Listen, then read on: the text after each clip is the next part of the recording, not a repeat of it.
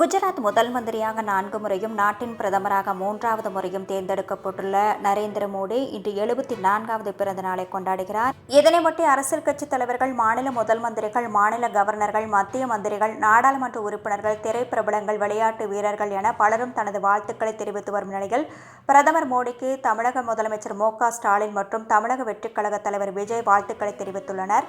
இதனைத் தொடர்ந்து தனது எக்ஸ் தளத்தில் முதலமைச்சர் மு.க.ஸ்டாலின் அவர்கள் பிரதமர் நரேந்திர மோடிக்கு பிறந்தநாள் வாழ்த்துக்களை தெரிவித்துக் கொள்கிறேன். வரும் ஆண்டுகளில் நீண்ட ஆயுளுடனும் நீடித்த ஆரோக்கியத்துடனும் இருக்க வாழ்த்துகிறேன் என்று பதிவிட்டுள்ளார்.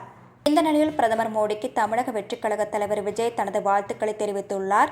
தனது எக்ஸ் தளத்தில் பிரதமர் நரேந்திர மோடிக்கு எனது இதயபூர்வமான பிறந்தநாள் வாழ்த்துக்கள், நல்ல ஆரோக்கியம், மகிழ்ச்சி, நீண்ட ஆயுளோடு இருக்க பிரார்த்திக்கிறேன் என்று பதிவிட்டுள்ளார். பிரதமர் மோடிக்கு தமிழக வெற்றிக் கழக தலைவர் விஜய் வாழ்த்து தெரிவித்த நிலையில் மற்ற கட்சியினருக்கு விஜயின் ஆதரவு பாஜகவிற்கு இருக்குமோ என்ற ஐயப்பாடு நிலவி வருகிறது.